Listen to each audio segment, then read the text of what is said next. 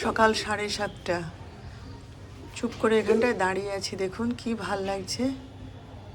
সবাই কাজকর্ম করছে, বাড়ির লোকেরা সব লক্ষ্মী দিয়ে এক্ষুনি ঝাড় দিয়ে গেল, আবার দেখুন কীরকম পাতা পড়ছে। সবাই কাজকর্ম করছে, আমি চুপ করে দাঁড়িয়ে আছি। এত ভাল লাগছে না চারিদিকটা দেখতে, কীরকম একটা ঠান্ডা ঠান্ডা ওয়েদার, কি ভাল লাগছে দেখুন। কেমন যেন একটা লাগে চুপ করে বসে থাকতে। এখনো কেউ ঘুম থেকে ওঠেনি আমার ঘরে, আমি চুপ করে বসে আছি এখানে। খুব ভাল লাগছে জানেন, এই সময়টা একা একা চুপচাপ বসে থাকতে, চারিদিকে তাকিয়ে ভীষণ ভাল লাগে। ওই দেখুন ওইটা কি পাখি এলো, ওই দেখুন এই দেখুন কত পাখি আসছে, দেখছেন? এত ভালো লাগে না চারিদিকটা দেখতে। আমি প্রাণ ভরে এই সময়টায় দেখে নিই একটুখানি বসে বসে। ওই দেখুন কি খেতে এসেছে, এগুলো হচ্ছে ছাতার পাখি, বুঝলেন তো? এই দেখুন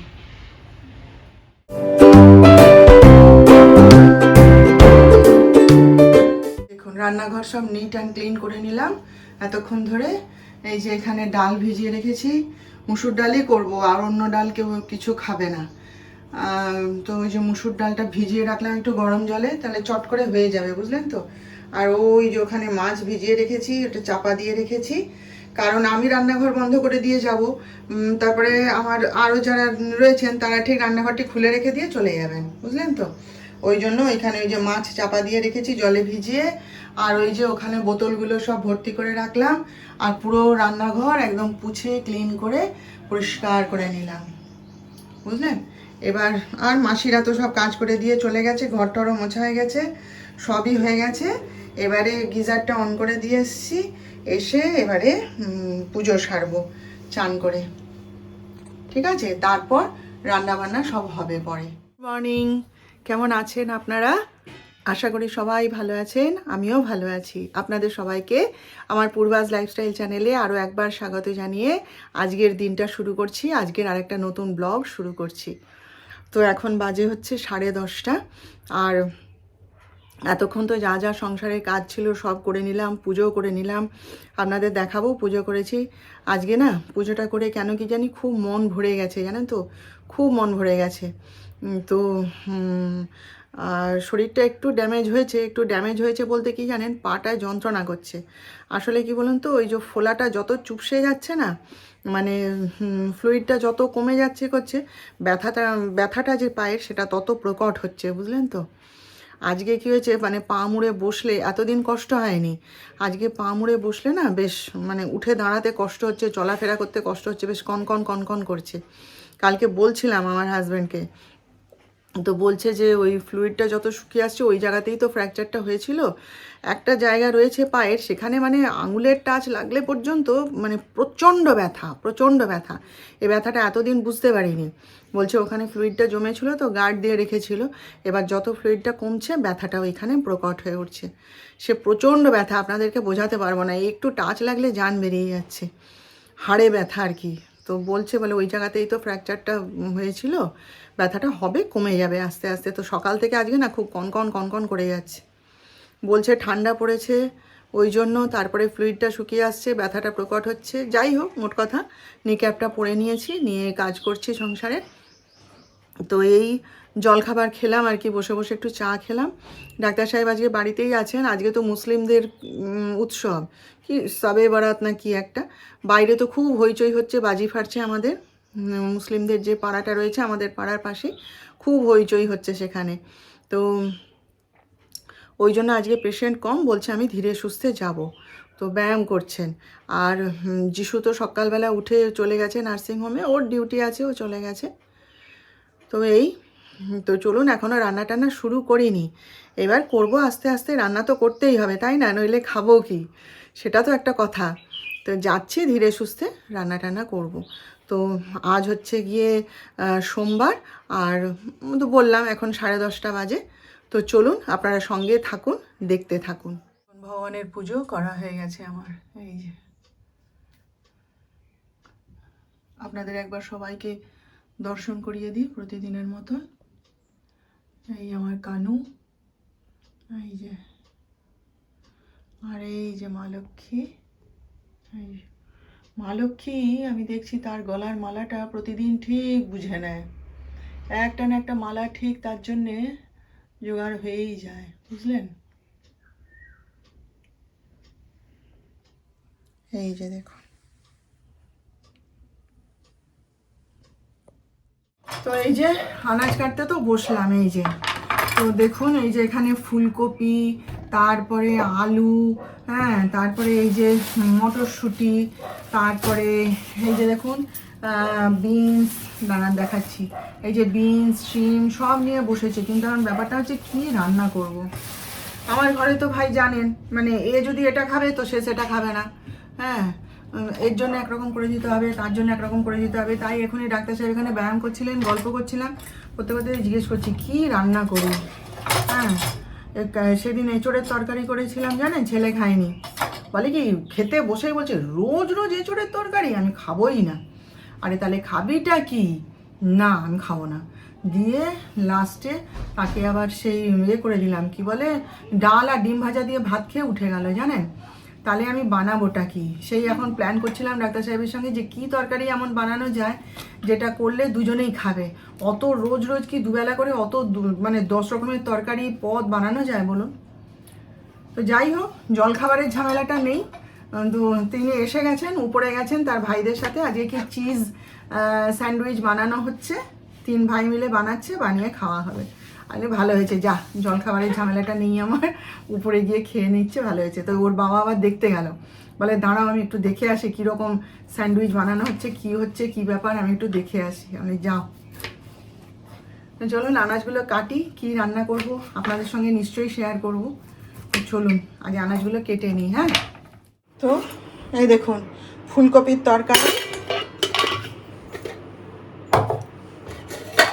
এখানে হচ্ছে মুসুর ডাল, আর এই হচ্ছে ডিম সেদ্ধ। আমার ডিম সেদ্ধটা যেটা করেছিলাম আমি খেয়ে নিয়েছি। এটা হচ্ছে একটা মিক্সড ভেজ, আর এই যে অনেকগুলো মুড়ো দিয়েছে মাসি, সেই 2টো মুড়োর একটু ঝোল করে নিলাম। আর ডাক্তার সাহেবকে খাইয়ে পাঠিয়ে দিয়েছি। এখন বসে ব্যায়াম করছিল, যেই ছেলে এসে বলেছে যে বাপি এরকম 7-8খানা পেশেন্ট কিন্তু হয়ে গেছে, আবার ওর অ্যাসিস্ট্যান্টও কল করেছে, ব্যাস সে জামা কাপড় পরে অমনি রেডি চলে যাবে বলে। আমি বলি না, অত সোজা না, খেয়ে যাও, কারণ এই 12টা সময় যদি বেরোয় তাহলে সেই আসবে সেই 5:30 6টার সময়, বলুন। আমি ওই জন্য ওকে খাইয়ে পাঠিয়ে দিয়েছি, ব্যাস। এই হচ্ছে রান্না। যিশু গেছে চান করতে, এলে পরে দুজনে খেয়ে নেব। শুনুন বন্ধুরা, তো এখন যদিও বাজে 5:30 প্রায়, তো ভাবলাম শুয়েছিলাম, শুয়ে শুয়ে মোবাইল দেখছিলাম। তো একা ঘরে কতক্ষণ আর ভাল লাগে বলুন চুপ করে শুয়ে থাকতে, আর ঘুমানোটাও ঠিক না, অভ্যাসটা নষ্ট হয়ে যাচ্ছে না। পরে যখন আবার জিমে যাব তখন এই ঘুমটা আমাকে বিপদের সৃষ্টি করবে। ছেলেটাও বেরিয়ে গেল নার্সিংহোমে, ডাক্তার সাহেব তো সেই খেয়ে বেরিয়ে গেছেন, এখনও আর ফেরেননি, আর ও এখন সে 9টা-10টার আগে আর ফিরবে না। তো ওই জন্য ভাবলাম শুয়ে শুয়ে থেকে থেকে আমি না, চা খাওয়ার অভ্যাসটা নষ্ট করে লাভ নেই, উঠে একটু চা খাই, বরং লিকার চা, পরে দুধ চা যখন খাবো তখন দেখা যাবে। মনে মনে চাটা করতে করতে ভাবছিলাম, জানেন, যে আমার যদি একটা সুন্দর একটা ব্যালকনি থাকতো, বেশ চায়ের কাপটা হাতে নিয়ে গিয়ে একটু ব্যালকনিতে বসতাম। বিকেলবেলা একটু ইচ্ছে করে না বলুন, কি সকালবেলা ঘুম থেকে উঠে 1 কাপ চা নিয়ে ব্যালকনিতে বসলাম, বসে বাইরের দুনিয়াটা দেখতে দেখতে একটু চা খাচ্ছি। আমার না খুব ইচ্ছে করে, জানো তো, মাঝে মাঝে খুব মন খারাপ করে, কি জানি কবে হবে। ধরুন আমার যা বাড়ি বলবো না বলবো, আমার নিচের তলাটা যা ঘর, আমার যা সিস্টেম, চারিদিকে তো আত্মীয়, এদিকে খুড়ি শাশুড়ির বাড়ি, ওদিকে গ্যারেজ ঘরের সামনে কনজাস্টেড, এদিকে একটুখানি যে উঠানটা রয়েছে ওইটুকুই যা আমার সম্বল। দরজা খুলে সকালবেলায় বসে বসে চা খাই, কথা টথা বলি। তাও যা মশা না, দরজা জানলা 3টে বাজলে বন্ধ করে দিই, নইলে মশা মানে আমাকে তুলে নিয়ে গিয়ে ধাবার মাঠে ফেলে দেবে, এমন মশা এখানে। তো একটু যে বসবো সে কোথাও জায়গা নেই, জানেন। আর সারা সকাল বলুন, মানে দিনের বেলাটা বলুন, জানলা টানলাগুলো খোলা থাকে, তো তবু মানে অসুবিধা হয় না, কিন্তু এই যে বিকেলের পর থেকে দরজা জানলা বন্ধ করে দিয়ে ঘরের মধ্যে থাকতে হয় না, মাঝে মাঝে না খুব কষ্ট হয় জানেন, দম বন্ধ হয়ে আসে। কি জানি কবে হবে বাড়ি একটা, সবসময়ই স্বপ্ন দেখি মনের মধ্যে জানেন তো, একটা ছোট্ট সুন্দর মনের মতো একটা বাড়ি হবে আমার, সুন্দর একটা উঠান থাকবে, একটা ছাদ থাকবে, হ্যাঁ ছোট্ট একটা ব্যালকনি থাকবে, খুব না ইচ্ছে করে জানেন তো। ঘরের দুপাশে বেশ বাগান থাকবে, মাঝখান দিয়ে রাস্তা থাকবে, এক পাশে গ্যারেজ থাকবে, ছোট্ট একটা গাড়ি থাকবে তার মধ্যে। কি জানি কবে ভগবান পূরণ করবে সে স্বপ্ন, নাকি কোনো দিনই পূরণ হবে না, এই বাড়িতেই কেটে যাবে জীবন। মাঝে মাঝে না আমি খুব চিন্তা করি জানেন তো, তাই আপনাদের বললাম আজকে ওইরকম, মানে যখন একা ঘরে থাকি না তখনই মানে এই অস্বস্তিটা আমাকে ঘিরে ধরে জানেন তো। তখন খালি মনে হয় এমন যদি হতো, একটা ছোট্ট সুন্দর মনের মতো একটা বাড়ি হলো আমার, আমি বেশ সাজিয়ে গুছিয়ে সুন্দর করে রাখলাম, খোলা মেলা বাড়ি, অনেকগুলো ঘর চাই না, অনেকগুলো ঘর চাই না জানেন তো, ছোট্ট একটা বাড়ি বেশ খোলা মেলা সুন্দর হবে, আমি বেশ সাজিয়ে গুছিয়ে সুন্দর করে রাখবো। হ্যাঁ কি জানি এই সময়টা খুব ফিল করি জানেন তো, যখন ঘরে একা থাকি এই বিকেলবেলার দিকটা, আর এই দরজা জানলা বন্ধ করে দিলেই তো ঘর পুরো কনজাস্টেড হয়ে যায় না, কোথাও যে একটু গিয়ে দাঁড়াবো সে জায়গাও নেই। মাঝে মাঝে না খুব মনে হয় জানেন তো, খুব মন খারাপ করে। আমি ডাক্তার সাহেবকে সেদিন বলছিলাম যে সব সময় তো কিছু বললেই তুমি বলো না না না না না এ বাড়িতে কিচ্ছু করবো না, এ বাড়িতে যেমন কেটে যাচ্ছে ওরকম কেটে যাক, একটু সহ্য করে থাকো, আমরা মনের মতো করে একটা বাড়ি তো করবোই। আমি কবে হবে বাড়ি, এরপর আর কবে করবে তুমি? মাঝে মাঝে বলি ডাক্তার সাহেবকে, তারপরে ভাবি দূর ওসব বাড়ির স্বপ্ন টপ্ন হবে না। ছেলেকে বললে ছেলে হাসে জানেন তো, বলে কেন মা আমি তো আছি, আমি করব বাড়ি। আমি তুই এখন প্রতিষ্ঠিত হবি, বড় হবি, তারপর বাড়ি করবি, ততদিন কি আমি বাঁচবো? দেখা যাক ঠাকুরের কি ইচ্ছা।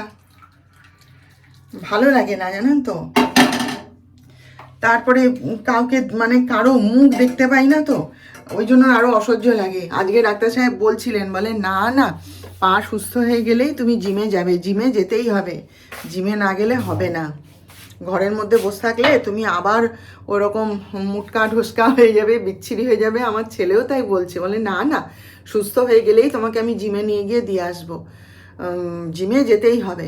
বলে এত কষ্ট করে কি বলে সুগার কম রেখেছো, এত আবার সে মোটু হয়ে যাবে, আবার বিচ্ছিরি হয়ে যাবে, না না মা আমি তোমাকে নিয়ে গিয়ে দিয়ে আসবো। আর ওই জন্যেই আমি আরও ছুটে ছুটে বন্ধু বান্ধবদের কাছে যাই, জিমে যাই, সব করি জানেন তো। ভালো লাগে না ঘরের মধ্যে এইরকম, আর এইরকম একা থাকলে আমার দম বন্ধ হয়ে আসে, ভালো লাগে না গো। কি করি বন্ধুরা, তো এখন বাজে হচ্ছে 7:30। এই যে সন্ধ্যার চা করতে চলে এসেছি। সন্ধ্যায় আমি দুধ চা খাই আপনারা জানেন, একটু না খেলেই হবে না। তো এই যে দুধ চা বসিয়েছি, আর আজকে আমি একটা জিনিস খাচ্ছি দেখুন, এই দেখুন চিড়ে ভাজা তো খাবো চানাচুর দিয়ে, একটুখানি পেঁয়াজ কুচিয়ে নেব, পরে নিচ্ছি। আজকে একটা জিনিস খাবো দেখুন, মাখনা। এগুলো না আমি রিলায়েন্সে যখন গেছিলাম অনেক দিন আগে, তখন বড় একটা প্যাকেট কিনে এনে রেখে দিয়েছিলাম। আমার খুব ভালো লাগে এগুলো খেতে জানেন তো, ভীষণ ভালো লাগে চায়ের সঙ্গে, তো কিনে এনে রেখেছিলাম। তারপরে না ওই কেন কি জানি আর খাইনি, ওই ওজন বেড়ে যাবে, এ হবে ও হবে, এই জন্য মনে হয় বাক্স ভর্তি করে ফ্রিজে ঢুকিয়ে রেখে দিয়েছিলাম। তারপরে আজকে ছেলেকে জিজ্ঞেস করছি, বলে হ্যাঁ কেন খাওয়া যাবে না, ওতে কি সুগার আছে নাকি? আমি বলি, তখন চিন্তা করলাম তাই তো, এতে আমার সুগার কি থাকবে। তারপরে ভাবলাম ওজন বাড়ুক তো, আবার তো যাবো জিমে, কমিয়ে ফেলবো। সবসময় ওজন বেড়ে যাবে, অমুক হবে তমুক হবে, অত চিন্তা করলে কি পারা যায় বলুন তো। সেই জন্যে এই যে একটুখানি শুকনো খোলায় ভেজে নিয়েছি, চা দিয়ে খাবো। এক বাক্স ভর্তি করে রাখা আছে, এগুলো আমার ভীষণ ভালো লাগে খেতে জানেন তো। আর যিশু তো এসব খাবে না, যিশুকে একটুখানি পিৎজা খেতে চাইছিল, তাই একটা পিৎজা অর্ডার করে দিয়েছি। সে জোর করে আমাকে তার থেকে এক টুকরো খাওয়ালো। আমি বলি বাবা দেখ ওতে চিজ টিজ আছে, আমি তো ওগুলো খাবো না। তা সে পাশ থেকে ধার থেকে একটুখানি কেটে দিয়ে জোর করে আমাকে খাওয়ালো, বলে না তুমি খাও, ওমা এদিকে এসো, ওমা এদিকে এসো, সে চিৎকার, যেতে পারে জোর করে খাওয়ালো, বলে তুমি একটা টুকরো খাও। আমি বলি ঠিক আছে, পাশ দিয়ে ধার দিয়ে একটুখানি কেটে দে, আমি খাবো, বলে খেলাম। তো চলুন হ্যাঁ জলখাবারটা খেয়ে নিই। তাহলে চলুন বন্ধুরা এবার রান্না বান্না শুরু করি। এখন তো সিরিয়ালটা শেষ হলো। এই দেখলাম বসে বসে, আজকে আর তাড়াতাড়ি রান্না করতে ইচ্ছে করছিল না জানেন। যাচ্ছি যাব করতে করতে ভাবলাম যে না সিরিয়ালটা দেখে নিই, তারপর যাচ্ছি। তো এবার তো যেতেই হবে, রুটি তরকারিই করব।